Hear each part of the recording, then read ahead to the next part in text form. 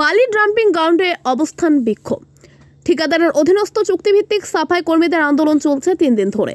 Dumping গ্রাউন্ডে বালি পুরসভার গাড়ি ছাড়া অন্য গাড়িকে ময়লা ফেলতে দেওয়া হচ্ছে না, ফলে পুরো এলাকায় সাফাইয়ের সমস্যা দেখা দিয়েছে।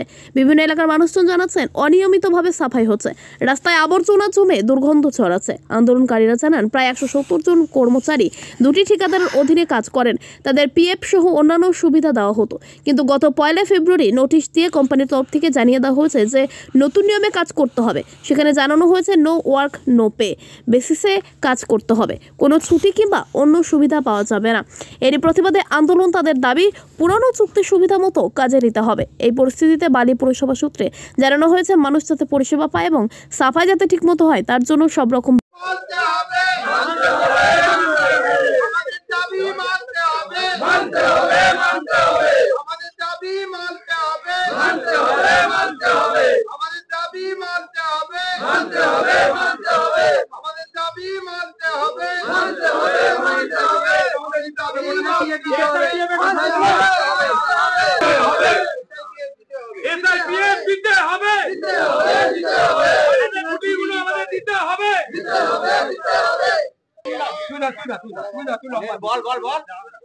বলবি তো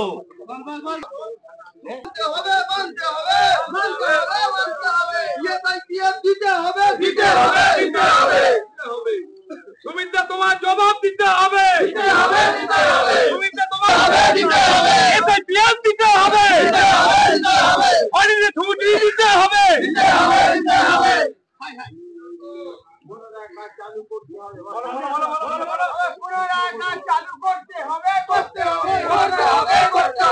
পরিষেবা দিতে হবে। তুমি হুঁশিয়ার